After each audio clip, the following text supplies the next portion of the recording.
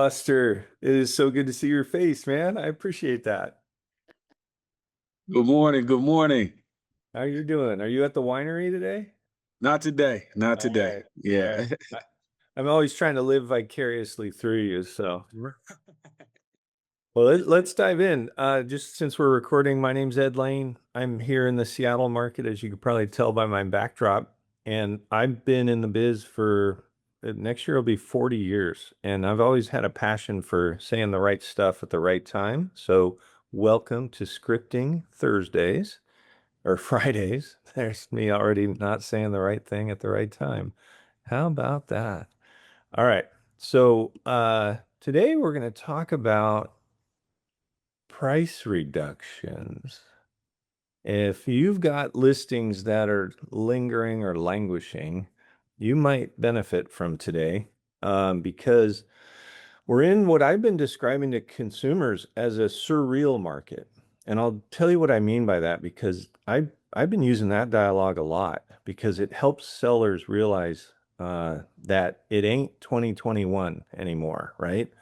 And so when I say it's a surreal market, they go, "What do you mean?" I go, "Well, this is the first time in literally 40 years of my career that we've been in a market where a seller of a property isn't participating in the same type of market when they go to sell and when they go to buy. Meaning, if they get a bidding war on their listing, they're going to compete in a bidding war when they go to buy. If they have to give a discount on their listing, they're going to go get one when they go buy. In this market, you can get multiple offers, in my market at least. If the house is tight and right and move-in ready, we can get a bidding war and then go back out into the market and beat the hell out of a seller because they've been on the market for over 3 weeks, even 2 weeks. Sellers are nervous after the first week. So it's really kind of interesting, right? And the other reason I think that's the case is we have a shortage of inventory, which is by definition a seller's market. Yet it's behaving like a buyer's market due to inflation, gas prices, war in Iran, uncertainty, all the normal economic influences that cause a buyer to pause, that's keeping the buyers on the sidelines. So let me just give, this is a seller topic today, but let me give a quick buyer plug. Talk to your buyers. Get them off the sidelines because they can get smoking deals right now. And if they wait, when rates go down and the war in Iran ends, bidding wars are back. So they could get a $600,000 house today for 550, or they can get it for 700 if they wait until August or whenever, right? So let them know. Now's the time to strike. So we're going to talk about how to get sellers to say yes before the market forces them into a decision. And that usually is a bigger reduction, right? So let's dive in. These conversations are crucial now. The sooner you have them, the earlier in the listing, the smaller the reduction needs to be to spark the interest. And the market is shifting and sellers aren't really realizing that. I have one right now that this poor lady, she first went on the market last year with a different agent right when the tariffs hit, and that put a chokehold on the market. So it didn't sell. Now we've gone back on the market while there's war in Iran. And so traffic has been good, but our offers have been infrequent, if at all. So you have to really tune in. And we're going to talk about some of the clues today that will help you put those to your seller and say, this is the market giving us feedback, right? A lack of showings or, whatever. So what are we seeing in the market now? We're seeing inventory rise. Our inventory here in my market has gone from 14,000 to 20. That's a year over year increase of almost 40%. That's huge, right? We still only have 3.4 months of inventory though.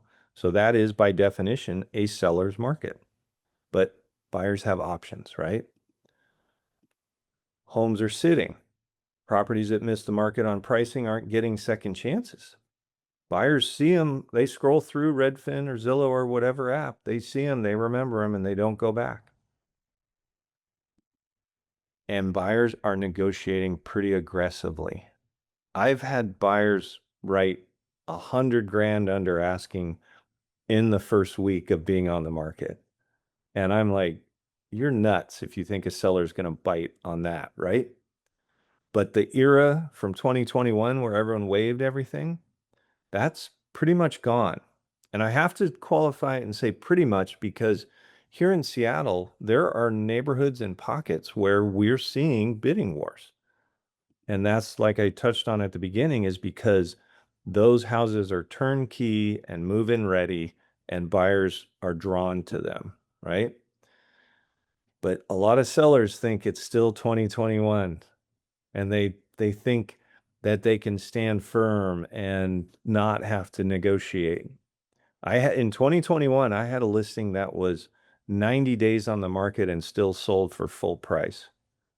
That was a different market, right? And that's why it's so important that we get together every Friday and talk about what is the market doing? What are you seeing? How are you negotiating? What's working and what's not?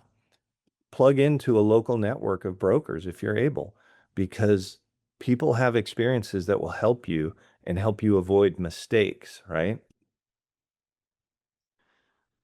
Both my deals in California are going over asking. It's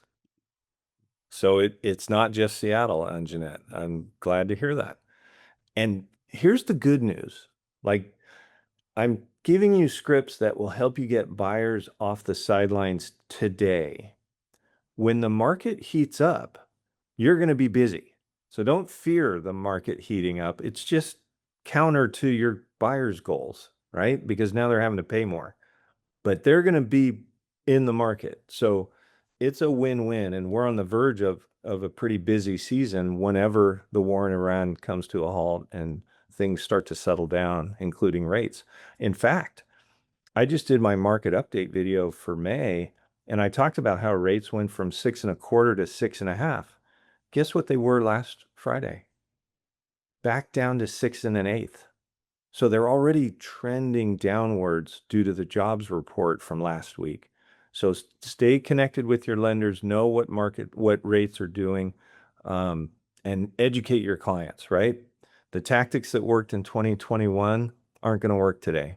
So you've got to coach your clients through that as sellers. And the best part or the best role that you can fill for your clients is setting expectations.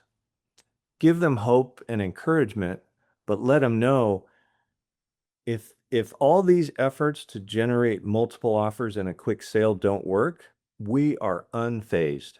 Our system is designed to run for 6 months anyway.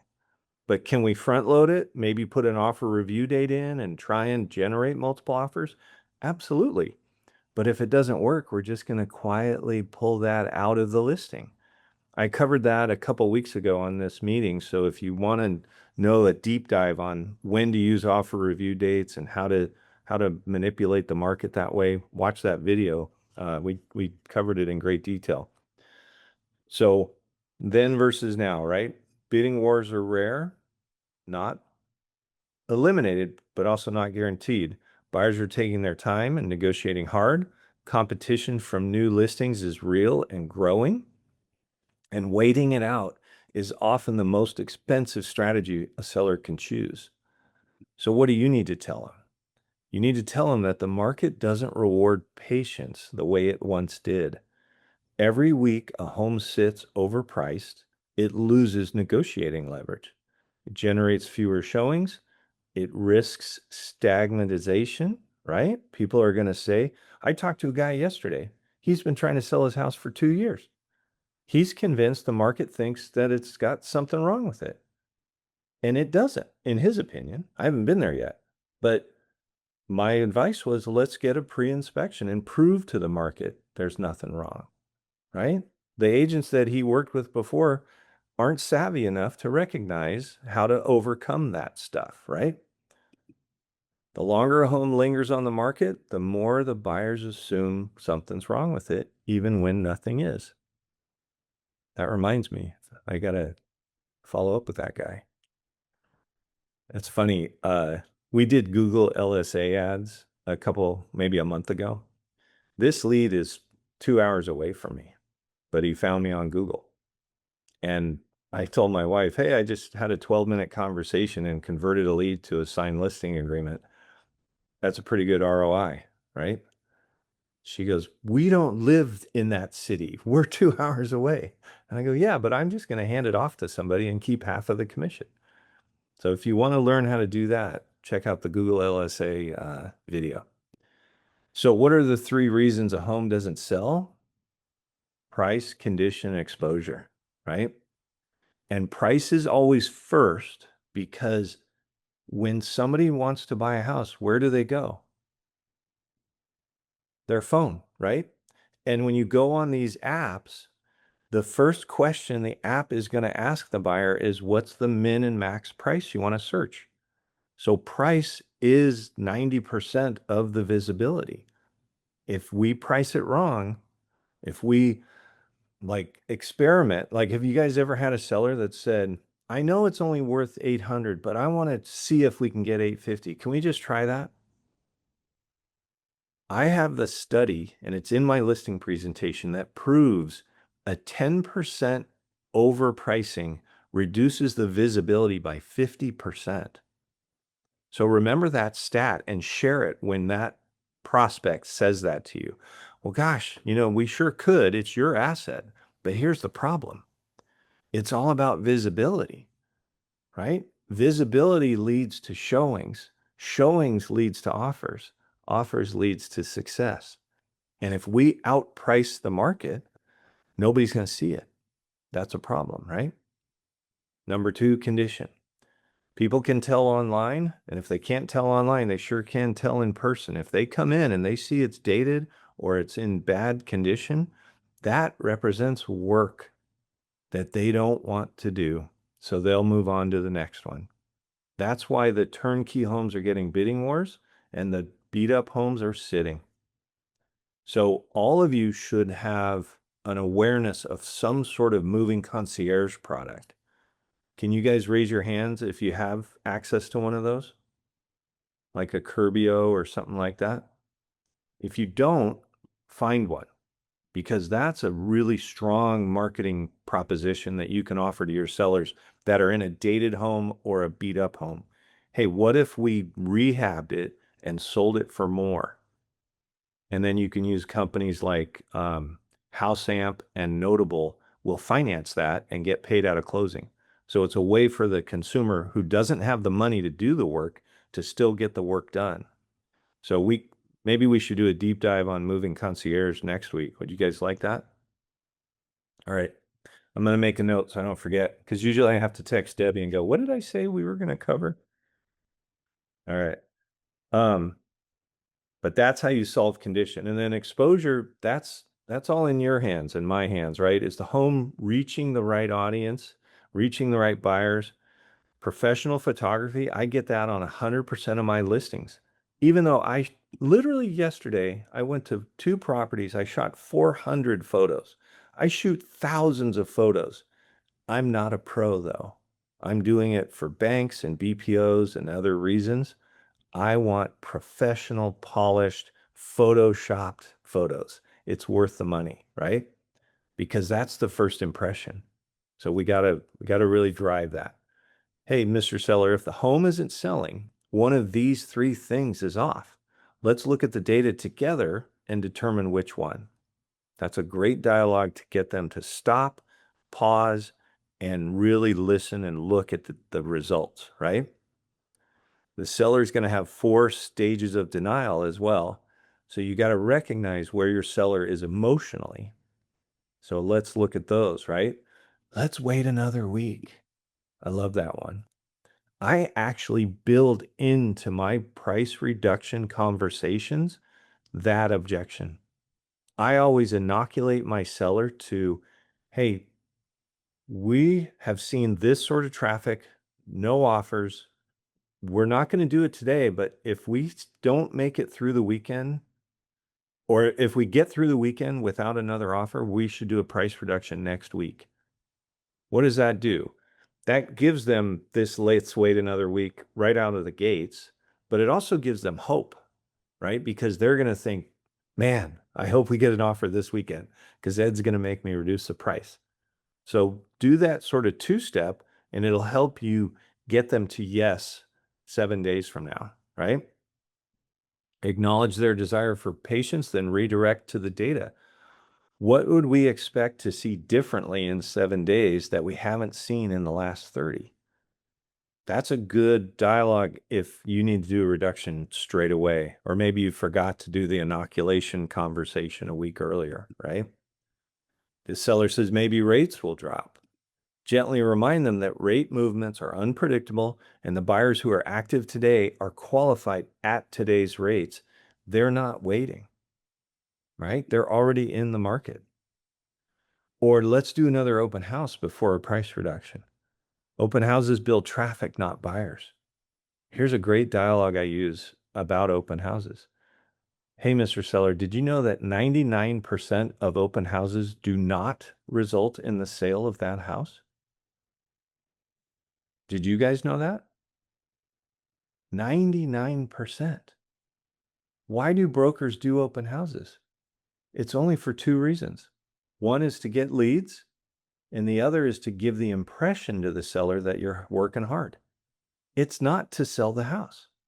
So when a seller wants to delay marketing for an open house, you can dissuade that pretty easily, right?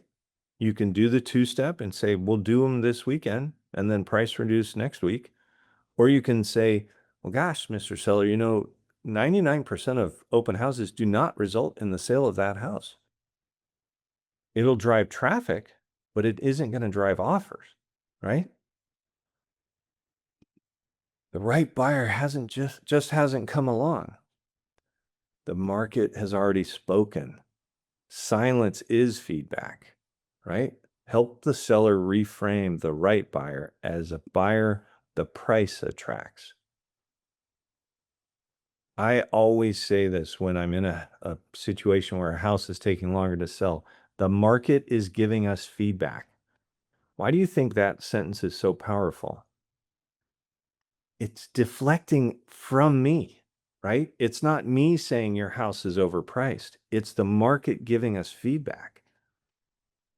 That a lack of offers is the market giving us feedback. You guys have probably heard my axiom that I used to say all the time. I've stopped saying it as much when the market really heated up, which is there's an axiom in real estate, and the axiom is 30 days on the market or 20 showings without an offer means we are overpriced. So you guys can use some version of that in today's market because now it's true again. If it's 30 days on the market, you probably need to do a price reduction, right? So sellers often wait for a formal offer before accepting their prices off. They need to see it in writing. I'm listed for 650 and I get an offer for 580. Now I'm starting to believe it ain't worth 650, but it's only when I see that. It's not because my agent is telling me we're overpriced, right? There is a great video on my YouTube channel. If you get a chance, go watch the video called the Color Picture CMA Tour. It is a method that I use to retrain the brain of the seller to be realistic. So I just go look for Ed Laine Realtor on YouTube and you'll find it. It's powerful. It gives me 100% success rate in retraining the brain of the seller to be realistic without costing me the listing. Because think about it. You go into a seller who thinks his house is worth 650 and you say it's not. We should list it 600 or 599. He's going to talk to more agents until he finds somebody that says 650, right? And he will. There's plenty of okie dokie brokers out there that are like, what do you think it's worth? 650. Great. Let's list it there. Now you're 10% above the market and you just cut the visibility and fit by 50%, right? Teach sellers to read the signals. Are showings slowing down? That means they've already seen it and they're not coming back, right? Are online viewings dropping? You can track engagement. You can track how many people are favoriting it on Zillow and Trulia and all these websites. The algorithm is pushing your property down. Agents are not calling back. How often do you get frustrated when you're trying to get feedback from somebody and they won't call you back? Here's a quick dialogue that works pretty well for me. Hey, let's say I get your voicemail, Buster. Hey, Buster, it's Ed Laine. I just want to thank you for showing my property at 1234 Happy Street. Could you do me a huge favor? I need some feedback of what your client thought, and I promise to return the favor when I show one of your listings. Would you mind doing that? And I can send that over voicemail or text, and I almost always get a response back because the agent can hear the desperation a little bit, right? But they also know hopefully there's a chance they have a listing and I'm on the other end of it. Use this frame to get market feedback and make it feel objective. Every showing is a vote.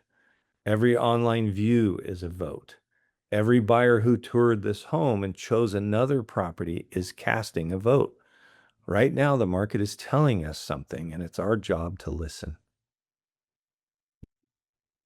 This approach depersonalizes the price conversation and position data, not opinion, as the authority. That is so crucial. Because if all you're doing is saying, I'm right, you're wrong, you're going to get fired. And do you guys all know that a listing agreement in most states is unilaterally cancelable? The termination language isn't typically in the agreement, but that doesn't mean they can't fire you. So treat it like a job that you need to continually hustle to keep that business. That's just smart, right? So what are the real costs of waiting? Well, if you do an early adjustment, let's say $10,000 at day 14, the home is still fresh, right? The highest trafficked period of a listing is the first 2 weeks. So it's still on the radar of those buyers that saw it in those 14 days, and now they see a price reduction. They know your seller's motivated, right? A modest correction re-energizes the listing, attracts new showings, and typically generates an offer. And when you do price reductions, do open houses. Let the seller know that you're hustling and you're honestly trying to get more buyer clients, really, right? But the action is what communicates to the seller that you're doing your job. The delayed reduction is usually bigger, right? 25,000 by day 45. By now the listing is stale. Buyers are skeptical. A larger cut is needed just to overcome the stigma. And even then, buyers still are going to ask for a bigger discount, right? Because they know the seller's motivated. A home that sits 45 plus day typically requires a price reduction 2 to 3 times larger than what the early adjustment would have cost. So keep that in mind. Strike fast, right? How you frame the recommendation matters as much as the recommendation itself. This script removes ego from the equation, lets the market do the talking. Hey, I'm not asking you to lower your price because I want to. I'm recommending it because the market is telling us we need to.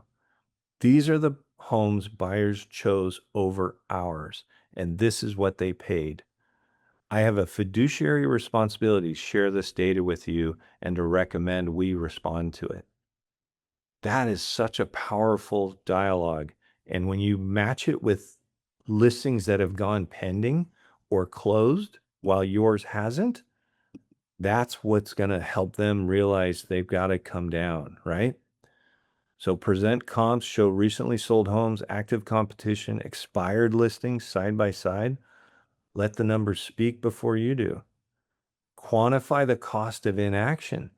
Walk them through what every month that goes by is going to cost them in mortgage costs, taxes, insurance, opportunity, right? If their goal is to move down to Florida and be close to their grandchildren, that's a huge opportunity cost. And then make a specific recommendation. Don't say we should consider lowering the price. say, I recommend we move to X dollars by Friday to capture the weekend showing traffic. And I actually say Thursday. We take listings live always on Thursdays. We do price reductions always on Thursdays. And why is that?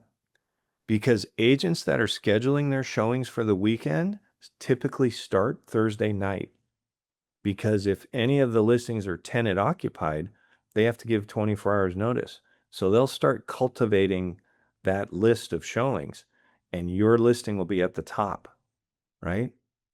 That's why Thursdays are so powerful. How can you preserve seller confidence? A price improvement is not a failure, right? The way you position the conversation will determine how the seller feels and if they feel supported or blamed, right? So don't say, I told you so, or I knew this price wouldn't work. You should have listened to me from the start. The market has proved us wrong. That's condescending. Don't ever be condescending with your client, right? These phrases destroy trust and put the seller on the defensive, and they make future conversations even harder. Even if you privately had reservations about the price, you're on the same team. Let the seller know that. Hey, we tried, it didn't work. Now we need to adjust. It's we, not I, right? Or you. Say things like this instead. Hey, we launched with the best information available at the time. Now we have better information, more showings, more data, and a clearer picture of where today's buyers are. Let's use what the market has taught us and make a smarter move. This language is collaborative, forward-looking, and positions you as a trusted advisor, not an adversary, right? It's a team effort. The seller always needs to feel like you're on their side. Does that mean you're always going to be in agreement? No. But if you have a disagreement about something, use data so it's not your opinion, it's the market. That is the greatest deflector on the planet, right? So what do you do after the price improvement? Price change alone isn't enough. To maximize the impact, you need to relaunch the listing with the energy of a fresh listing, right? That means new broker remarks, new social campaign, recontact every showing agent, call saved property buyers. In my MLS, I'm assuming yours does it too. You can see all the agents that forwarded your listing to a buyer, right? Do you have that? We call it reverse prospecting. I can send an email to every one of those agents and say, and by the way, this recontact one, I do it right before the reduction.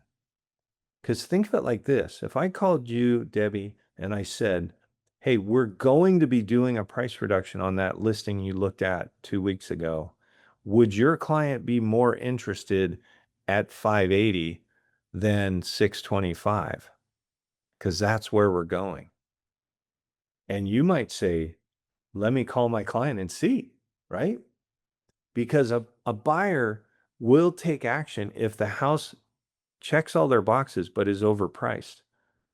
Because then they'll come back and go, they don't love it at 580, but would your client accept 560? We're currently listed at 625. I'm probably able to say yes to that, right?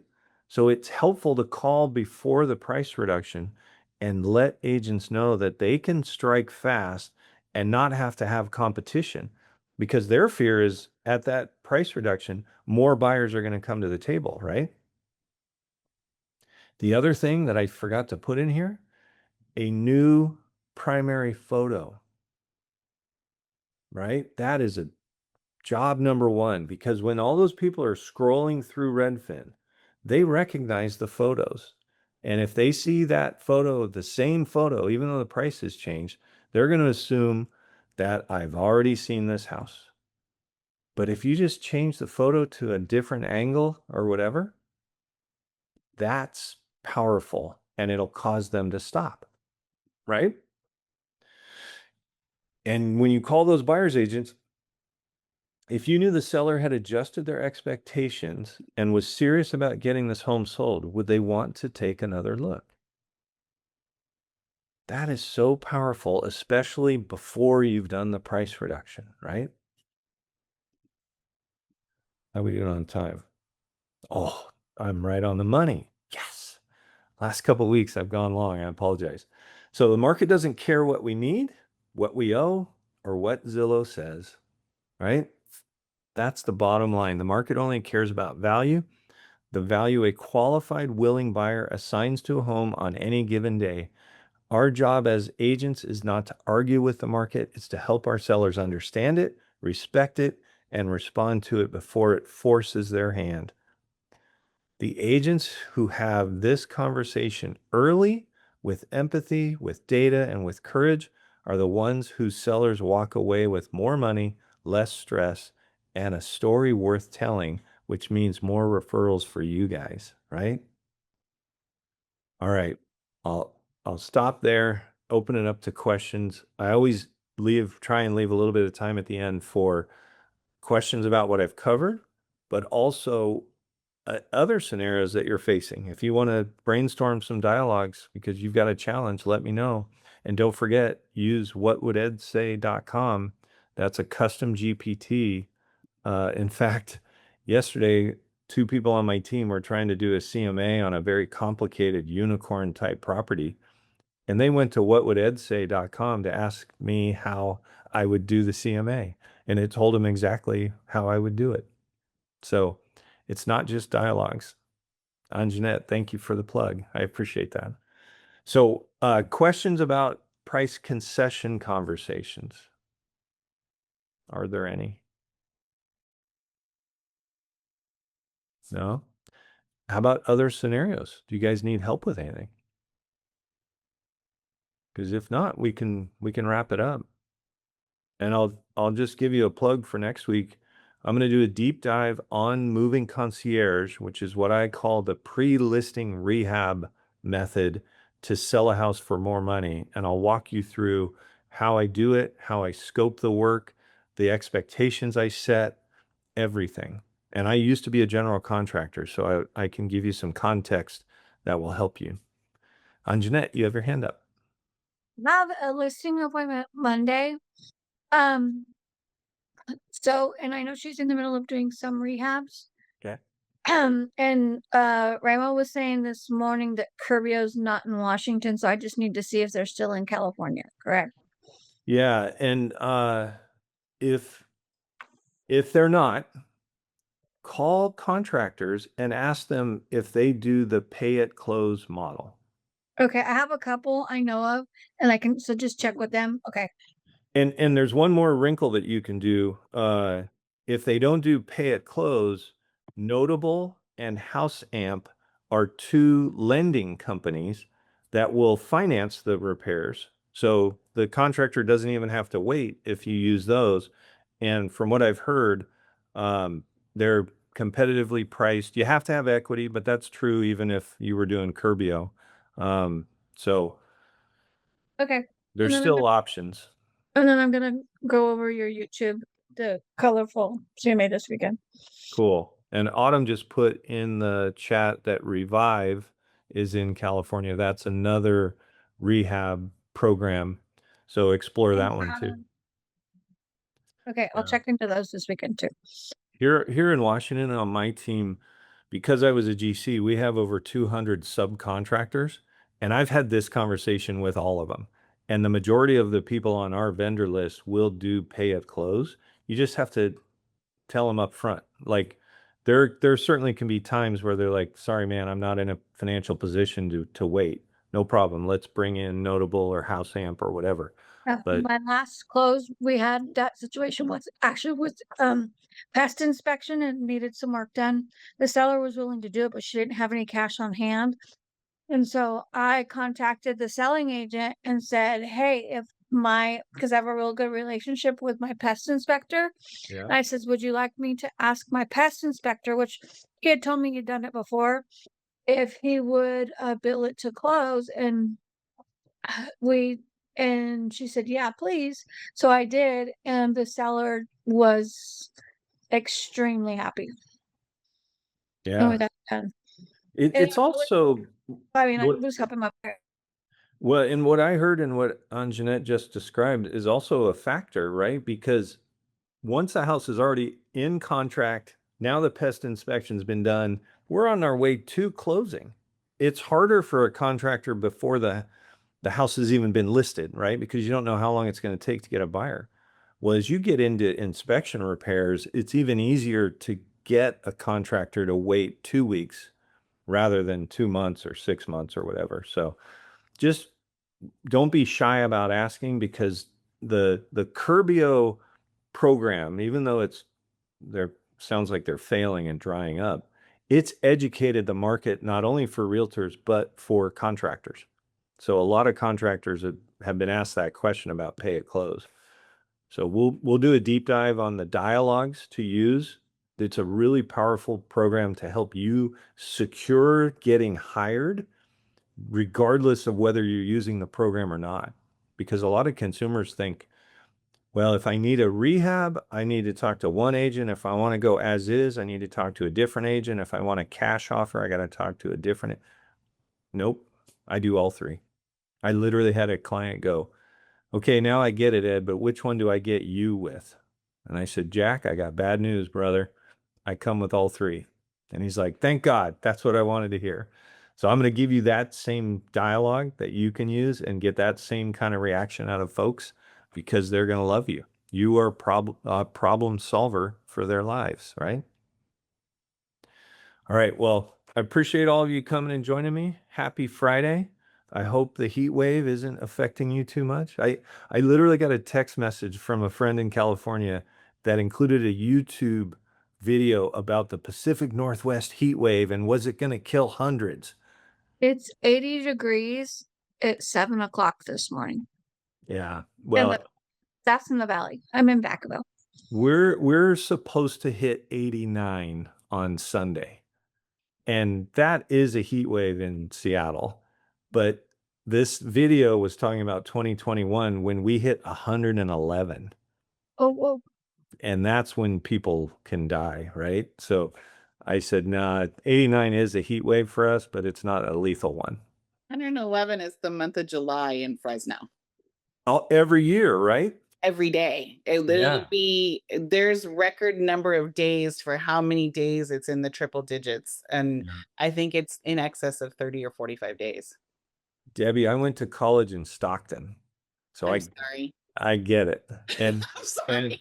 and I played a winter sport, so that meant triple digit weather in September, October, finally cooling a little bit in November. Yeah. But good times, good times. Yeah. July, the whole month you can count on being triple digits. No, thank you. Yeah. Well, now I get triple digits and humid. yeah, you're in Texas. That's self-inflicted, Deb. You got no one to blame but yourself. Well, the guy that lives over there in that room, my son. That's true. You can blame him. I will. All right. Well, great to see you all. I'll see you next week. We'll talk about moving concierge, and check out whatwouldEdSay.com. You do have to have a ChatGPT account to open it, but it can be a free one. So check it out. Let me know what you think. Just FYI, if some people who are more techy than me might know this, but it actually saves in your threads. You don't have to go to it each time. Yes. Yes. That's valid. I just found that out. That's pretty cool, huh? I've been using ChatGPT for 3 years. I'm actually a certified AI expert, and I just migrated to Claude about a month ago because I've heard Claude is even better for realtors. So play around with that. And if you are a ChatGPT user, you can export the memory and then import it into Claude, and that'll train the brain on Claude for you. Took me 3 minutes. It was amazing. So Yeah, Claude has a better memory. training. Me and Debbie did a Phil Stringer training on that. It's pretty cool. yeah. What was your comment, Debbie? Claude has better memory. I know in chat, I have to remind it like, hey, I told you not to ever say this, or I told you not to ever do this. Yeah. Claude, you can, there's a permanent memory feature-ish. Most of the LLMs if you use the free version, the memory isn't part of it. But if you upgrade to Pro, what's Paid. that? I had paid in chat. No, I'm not defending chat. I know Yeah, it, it still would mess it up. I'm just pointing out that it's what everybody should do is pick the one that you want to use the most and do the upgrade because it's worth having that memory built in. Yeah. So, all right. Well, great to see you guys. Have a wonderful day and a nice weekend, and we'll see you next week. If you'd like more information or to get connected to the Agent Power Huddle, join our free Facebook group. This call was designed for the agents in our EXP organization, but open to any agent from any brokerage. If you're a guest and you're interested in learning more about EXP or our specific resources within the Agent Collective, reach out to the person who invited you to this call to get more info. Produced by the Agent Collective Media Network.